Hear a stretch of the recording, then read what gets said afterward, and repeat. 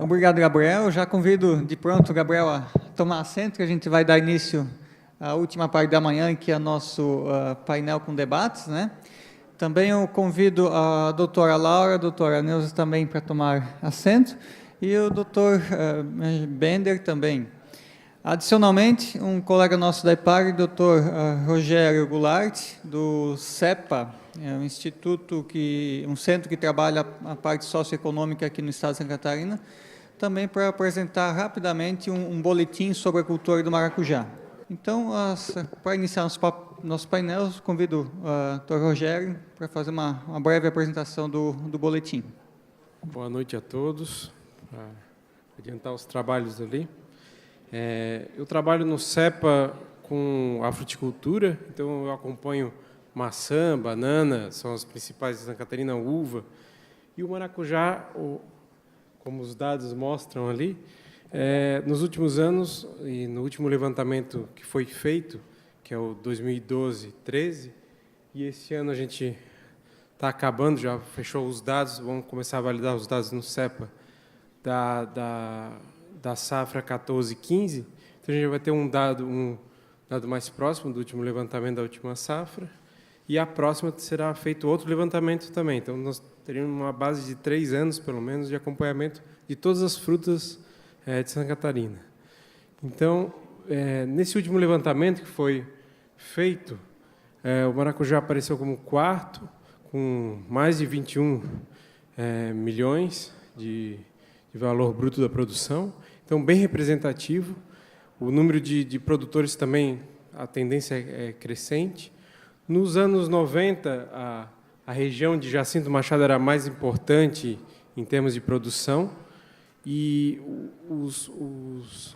pelas nossas visitas, né, que a gente fez, os principais produtores da cadeia estão nessa região. Em Sombrio, Jacinto Machado são os principais ainda, né? Então, por isso que é interessante.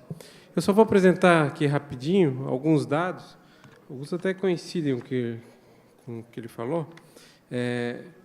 Então, aqui, pegando a produção agrícola municipal do IBGE, a PAN, que a gente chama, né?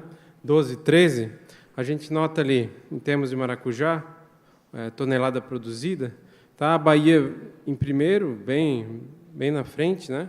Com 42% de toda a produção nacional. Depois vem o Ceará, e aí vai. E Santa Catarina está lá com 1,8% da produção total de maracujá brasileiro. Só que a importância da Santa Catarina que a gente tem é no mercado, principalmente no atacadista do CEAGESP, São Paulo, que é um grande centro, onde aí o Gabriel já chamou a atenção, né? Que a gente representa em torno de 24% da produção comercializada, negociada no CEAGESP. E, se pegar a variação mensal, a gente chega a 64%, por aí, né? No melhor mês, ali, fevereiro, por ali, março. Então, a gente tem uma grande representação na CEAGESP. Isso significa que o foco da cadeia para a distribuição do produto está sendo o mercado atacadista de uma região específica. Isso dá oportunidade para a gente melhorar essa relação, vendo a questão da sazonalidade, melhorando a tecnologia para aproveitar isso, e também procurar novos mercados, né? Novas localidades, novos tipos de mercado. O mercado institucional é um caminho que pode ser feito também. Então, é bem interessante. Tá? Só passa... Tá, beleza. Aqui depois a questão da quantidade também nos anos, né? 2013, 14, e fechando para 2015 ali a representação, então a gente tem uma variação também da quantidade negociada no CEAGESP, a gente vê uma variação, em Santa Catarina tem uma constante nesses últimos 3 anos, pelo menos. Desce só para a última tabelinha. Aqui, o último levantamento 12-13, tem um dado, é o dado oficial mais próximo que a gente tem da nossa produção. Então, o sul catarinense, que engloba 3, dentro da IPAGRE, engloba 3 gerências regionais, tá? Ele tem, pelo último levantamento, tinha 354 produtores, esse valor já mudou, a gente já está verificando esses dados, então já aumentou bastante. A área a maior área do estado era nessa região, com 734 hectares, área colhida de 725, uma produção em torno de 13.400 toneladas anual, né? A produtividade média, o rendimento médio aqui, com os dados, estaria em torno de 18.500 quilos por hectare. Isso também é bem interessante, o comparativo com o Brasil, se não me engano, está abaixo de 15 a produtividade média, então a gente tem uma produtividade alta. É interessante isso também. E gerando um valor bruto da produção em torno de 19 milhões, por aí, com adequações no preço, que esse valor bruto ele surge do preço que foi levantado, né? A gente chega em torno de 21, atualizando os dados, né? Geral. Então, que o de Santa Catarina aqui seria 21.400 milhões de reais, tá? A grosso modo, né? Superestimado, porque não tem aquelas variações de preço. Então, aqui a gente está começando a estudar e identificar uma cadeia importante para Santa Catarina. Se a gente conseguir estudar, levar adiante, melhorar as tecnologias, a gente pode, com essa tentar um efeito anticíclico, né? Que a cultura tem um ciclo de 2, 3 anos, depois tem uma queda e volta. Ou seria duas intenções, né? Ou essa permanência tentar permanecer esse ciclo mais constante, ou de repente intercalar com outras culturas, né? Fazer um consórcio com outras culturas que já existe. A maioria dos produtores são pequenos produtores, característica também do estado. Então, esse consorciamento entre culturas, na fase onde o maracujá estaria em baixa, consorciar com outros tipos seria interessante também, é uma possibilidade. Aí o pessoal da agronomia e da extensão que vai estudar, né? Mas isso só apresentando os dados para vocês. A gente tem um grupo que trabalha aqui no Sul, faz parte do grupo produtores, agricultores, pesquisadores, e o nosso estudo a gente está tentando agregar o máximo de pessoas possíveis para contribuir para a melhoria da cadeia. Eu agradeço a oportunidade dada aqui para mim e obrigado.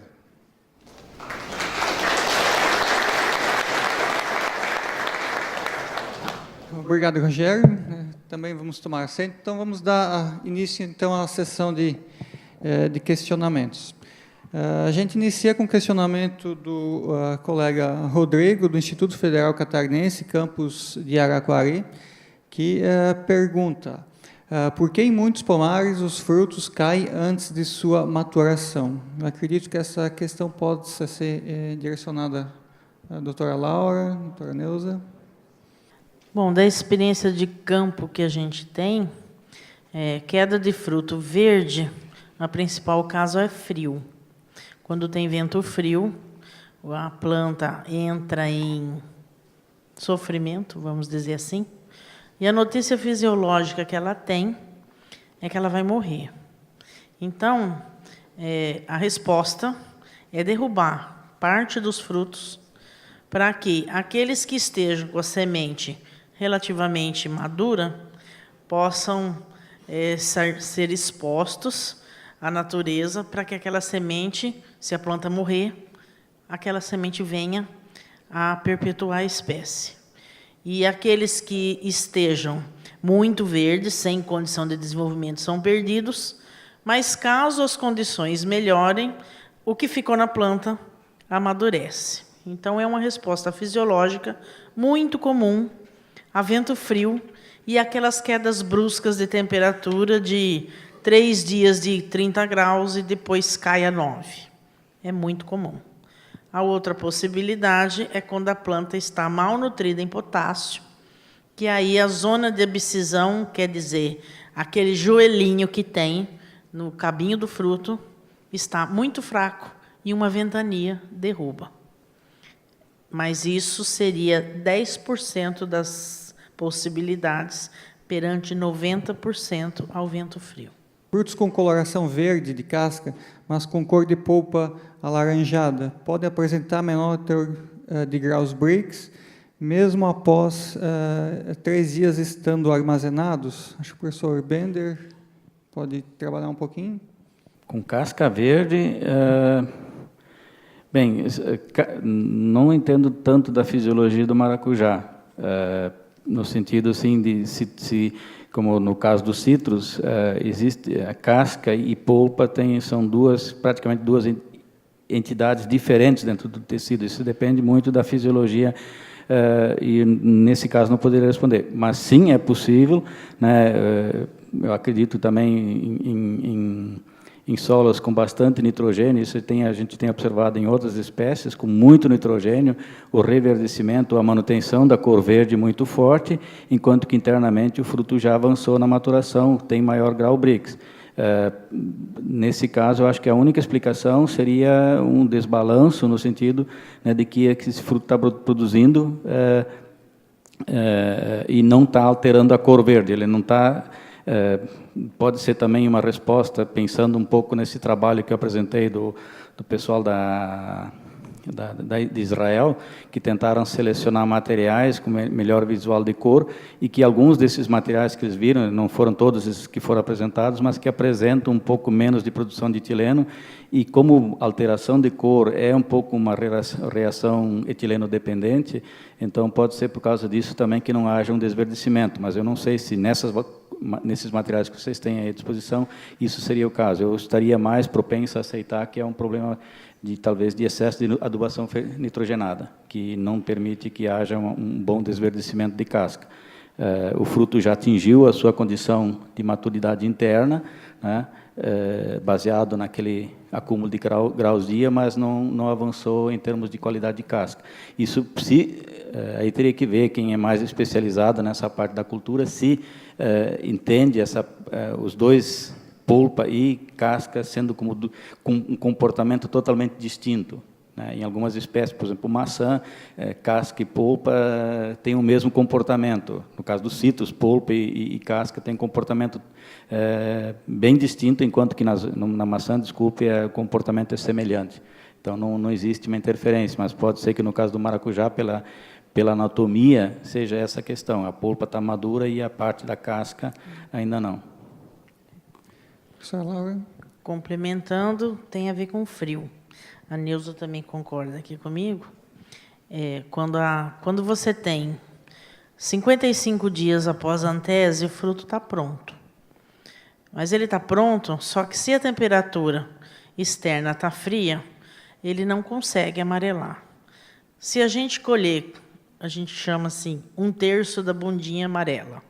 Com 1/3 da bundinha amarela, o fruto chega. Mas vai chegar depois que ele foi colhido, que ele está armazenado e que, de alguma forma, ele consegue segurar etileno, e esse etileno provoca amarelecimento da casca. Quando ele está lá no campo, não. Quando ele está lá no campo, esse etileno vai embora, e se tiver frio, a casca para ali. Então, dentro do fruto, é outro sistema. Dentro do fruto, a gente tem o que mede a maturação do fruto por dentro, é a cor da semente. Uma semente branca, jogue fora. O Brix não está nem 7. Se você tiver uma semente marrom, você está com um Brix de 9, 10, 11, que geralmente não serve para nada. Então, precisa a semente estar preta. Quando a semente já está preta, geralmente a polpa já está mais clara. Por quê? Porque já formou suco em volta, é o arilo da semente, é o saquinho que segura o suco em volta da semente. Então, se você abrir um fruto relativamente verde, a polpa é bem escura. Depois ela clareia, e conforme a fruta vai amadurecendo, aí chega no ponto de equilíbrio. Então, essa fruta que cai verde tem a ver, sim, com excesso de nitrogênio, mas é mais o frio. Outras questões agora relacionadas à certificação e rastreabilidade do produtor Leno, da Polpa Sul, e também de um outro colega da EPAG nosso, Roberto. Pergunta o Leno, é exigida a rastreabilidade, isso agrega custo, contudo o mercado se recusa a pagar esse valor, acabando por adquirir produtos não rastreados e com menor preço. Como solucionar isso? Essa é uma parte. E a outra questão, que a gente agrupa aqui, após a reclassificação dentro do CEAGESP, como é feita a rastreabilidade? Então, acredito que o Gabriel pode comentar com nós. A rastreabilidade não é feita, né? Assim, esse que é o caso, né? Nem a mais elementar dela, que seria a rotulagem, não tem. Eu falei, no mercado, é uma discussão que eu tinha no tempo de produção integrada, não adianta você querer impor nada, né? O mercado auto se regula. Então, se o mercado começar a exigir rastreabilidade por pressões legais, porque a Covisa está fiscalizando, porque está analisando e está multando, ele vai pagar. Se não, enquanto isso não exigente, a exigência do mercado hoje em dia é só por qualidade. Ainda não se tem nenhuma exigência dos compradores na questão de rastreabilidade, pelo menos dos compradores que vão na CEAGESP, né? As grandes redes têm alguns programas de rastreabilidade, mas se você for esmiuçar eles, é uma rastreabilidade para livrar as redes. Então, pegar um exemplo aqui do Sul, muito maior, mas você pega maçã. Então, uma vez eu comprei uma maçã no Pão de Açúcar, está lá, maçã, fornecedor, Skill, rodovia, então, Vacaria. Então, o que o Pão de Açúcar está provando? Que aquela maçã veio do Skill na rodovia tal em Vacaria. O Skill, a gente sabe, ele compra mais de 1.000 produtores. Só que, naquele momento, o Pão de Açúcar conseguiu jogar a responsabilidade para o Skill.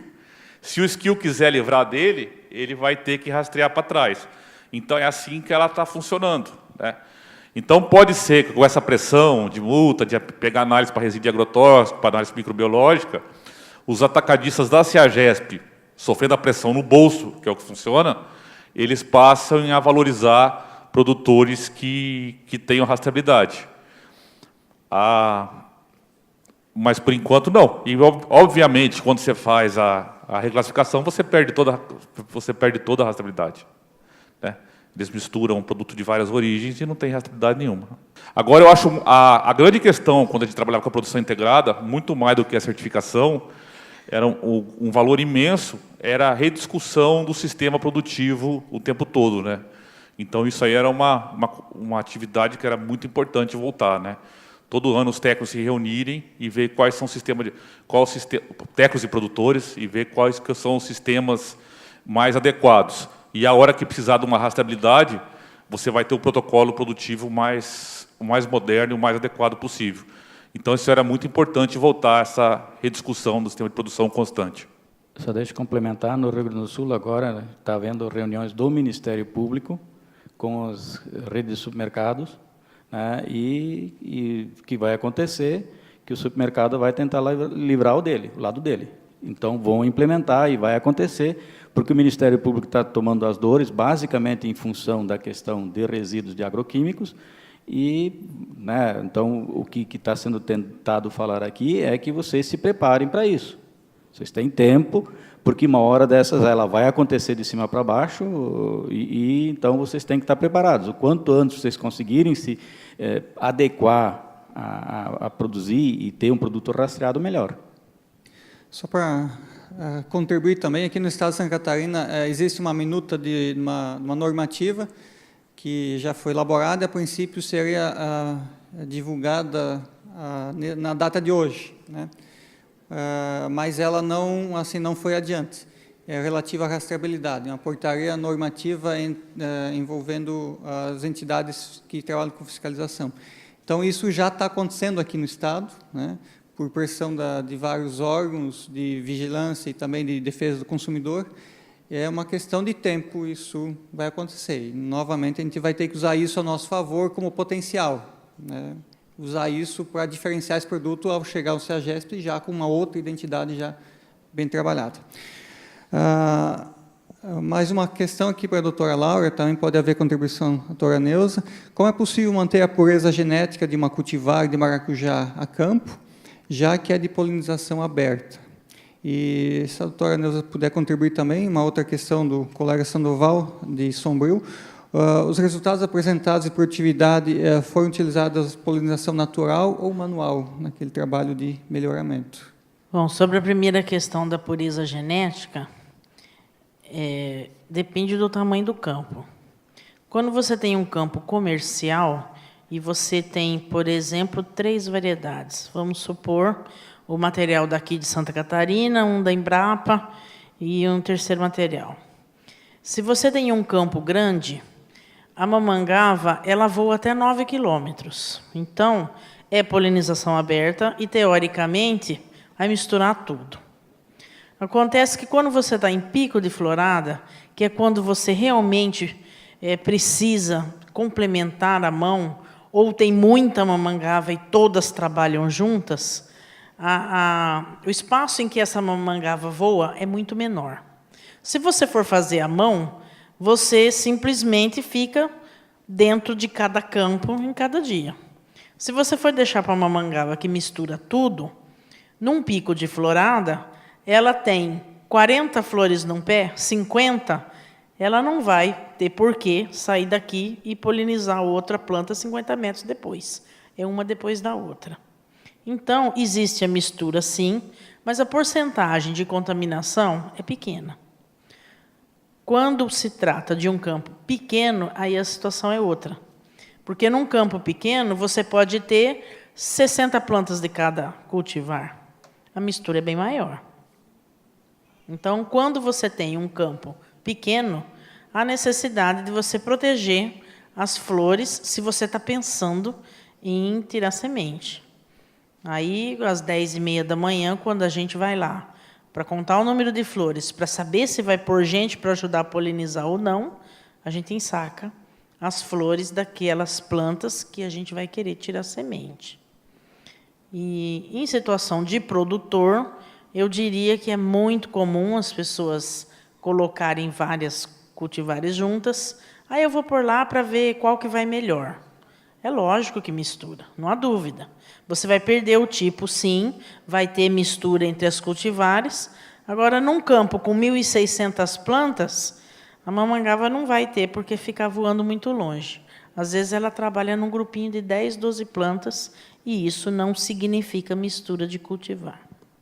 Bom, só para clarear um pouco, não sei se eu fui muito restrita na hora que eu falei, quando eu introduzi as plantas e disse que a avaliação foi dessas plantas de polinização aberta, elas foram de polinização aberta, mas eu estava buscando parentais. E esses parentais eles foram selecionados e mantidos em propagação vegetativa via enxertia. Aí, esses parentais foram cruzados. Aí, o cruzamento é como a Laura disse, com sacos, no horário certo e tudo controlado. E daí vai ter a semente de híbrido simples, sem contaminação. Tá? Na cultura da maçã, recentemente foi aprovado na grade do PIN, com o registro na Anvisa e selo do PIF, né, um produto à base de ácido piracético, para melhorar a conservação de pós-colheita. Qual a possibilidade de replicarmos esse uso para a cultura do maracujá? Essa questão não está identificada, mas o professor Bender pode trabalhar um pouquinho. Bem, para tratamentos pós-colheita, como eu mostrei, tem poucos, não tem nenhum produto registrado. Na verdade, nós temos para todas as frutas, nós temos 4 moléculas registradas, para todas. Nós temos imazalil, que é um único produto comercial, que é Magnate, um concentrado emulsionável. Nós temos para pêssego, o imazalil funciona tem registro para 5 culturas só. Nós temos o tiabendazole, que é registrado para mais culturas, mas que já tem penicillium, por exemplo, que é um fungo bastante comum em pós-colheita, e pelos dados existe a referência que ocorrem em maracujá. Nós temos o dicloran, que é só registrado para pêssego, e nós temos ainda a Iprodiona, que só tem registro para maçã. Então, nós estamos muito mal. Então, de fato, eu acho que o ácido peracético ele tem sido testado como um sanitizante e eu acho que dá para replicar. Eu teria que fazer alguns testes, alguns ensaios para ver se ele tem, né, tem capacidade de, e eu acho que sim, né, teria como ser utilizado como tratamento pós-colheita para tentar segurar podridões.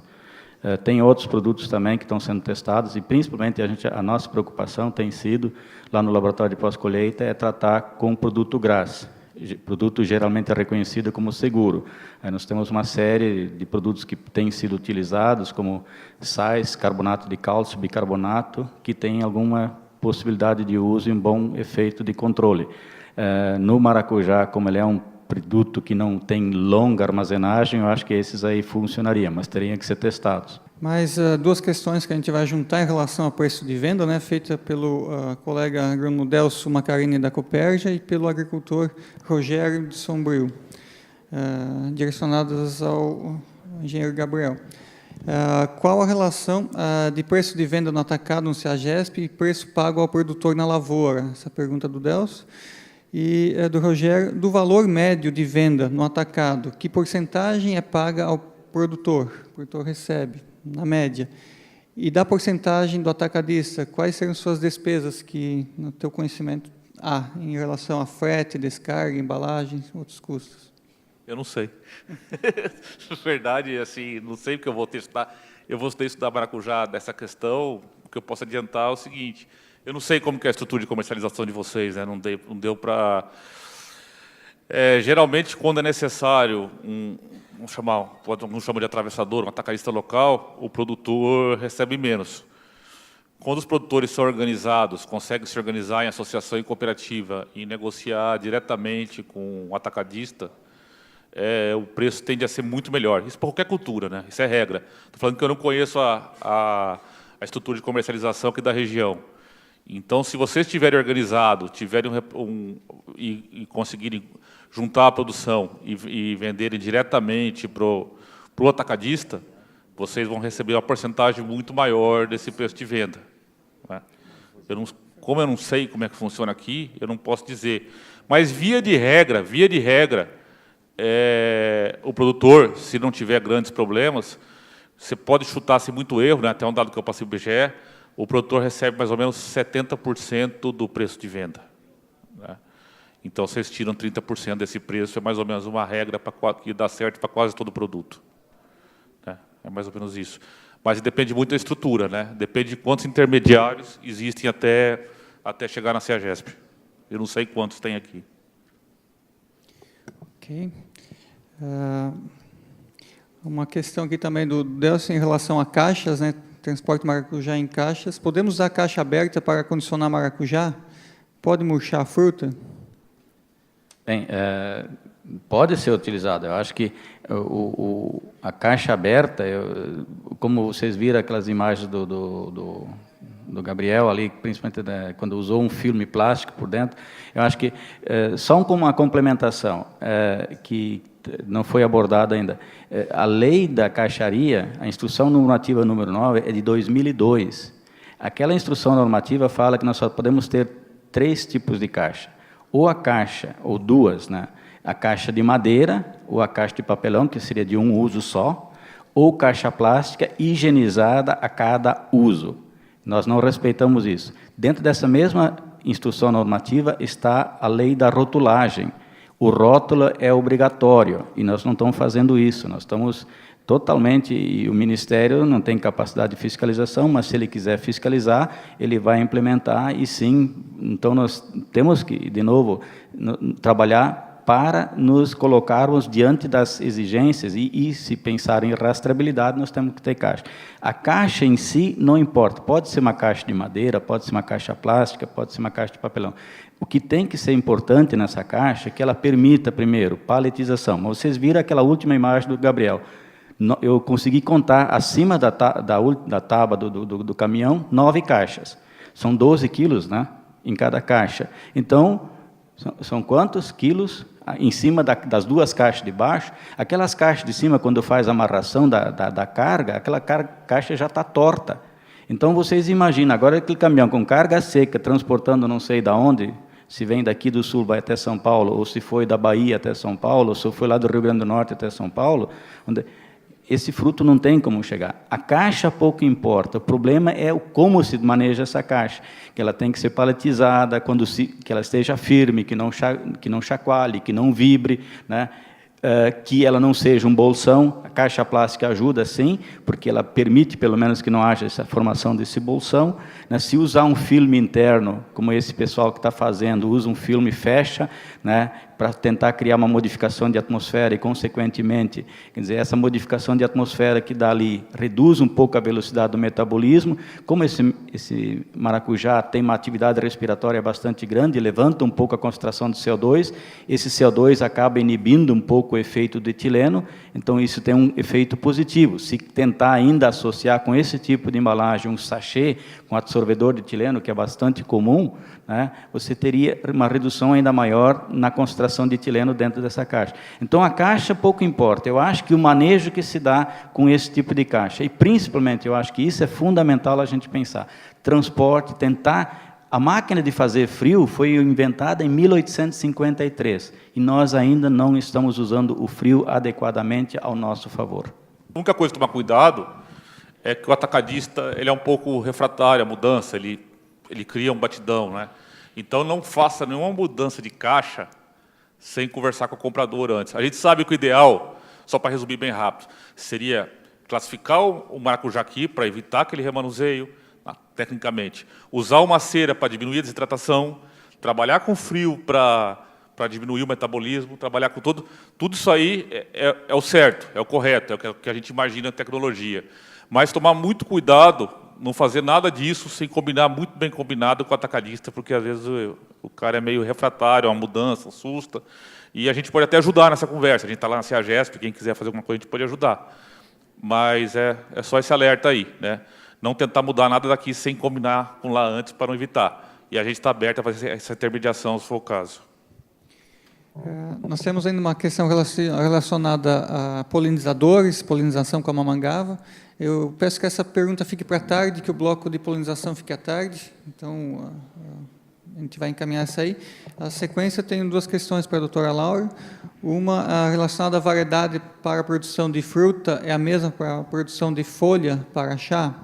E uma outra questão é relacionada à diferença entre o sistema de produção em parreira, cerca, e qual que será a melhor opção das duas? Sobre as variedades, existe mercado tanto para a folha do maracujá amarelo quanto para a folha do maracujá doce. São finalidades diferentes. Para a extração de passiflorina, é folha de maracujá doce. Para a extração de óleo essencial, é folha de maracujá azedo. Só que a extração do óleo essencial, como a semente tem uma concentração muito maior, a venda de folhas foi reduzida, quando descobriram que tem mais óleo na semente. Então, a venda de folhas está se ampliando, mas não é um mercado sólido. Então, não é possível hoje ainda fazer um espaçamento, por exemplo, de 1 metro só para a produção de folhas. A única empresa que eu conheço que compra exclusivamente folhas é a Veleda. A Veleda está em São Paulo, ela compra uma quantidade grande, mas ela compra quando ela quer. Quando ela vê que o estoque dela baixou, ela liga para a gente e pergunta, onde tem? E não dá para você ficar esperando a empresa dizer onde tem. Então, é um mercado que existe, mas é um mercado que não está suficientemente organizado. Em relação à produção em parreira e cerca? Bom, isso foi explorado ontem, né? Resumindo, talvez a pessoa não tivesse aqui, são 2 sistemas de produção diferentes e está se utilizando o sistema de parreira aqui em Santa Catarina, porque existe uma especificidade de ter bastante mamangavas. Nesta condição de bastante mamangavas, que, portanto, não exige uma polinização manual tão intensa, é possível fazer a latada, que no primeiro ano de produção representa 20% a mais na colheita. O sistema de espaldeira é mais prático para a pulverização, o operador não leva um banho de produto, é muito mais prático para a polinização manual e ele é adotado na maior parte dos pomares nos outros estados. Então, resumindo, pela condição que existe aqui, a parreira tem sido mais utilizada. Ambos são possíveis de se utilizar. Eu só queria informar que os dados que eu apresentei com relação ao meu trabalho, todos foram em espaldeira com um fio de arame. E uma outra informação que eu acho que é interessante, a região de Corumbataí do Sul, do estado do Paraná, ela está vendendo semente para a indústria de cosmético e está dando um bom lucro. Eles extraem o suco para vender para a merenda escolar, aquela venda casada da agricultura familiar, né? E a semente vende para a indústria de cosmético. Então, gente, agradecendo a presença de todos, agradecendo os painelistas aqui, eu convido a doutora Érica, pesquisadora da Estação Experimental de Uruçanga, entomologista, nosso gerente regional Fernando, da IPAGRE, aqui de Criciúma, e a extensionista, a colega engenheira agrônoma Elaine, de Santa Rosa do Sul, para entregar uma pequena lembrança aqui aos nossos painelistas, o Rogério Goulart, o professor Bender e Gabriel do CEAGESP. Doutora Laura, doutora Neuza já ganharam demais, senão vai dar sobrepeso lá no voo.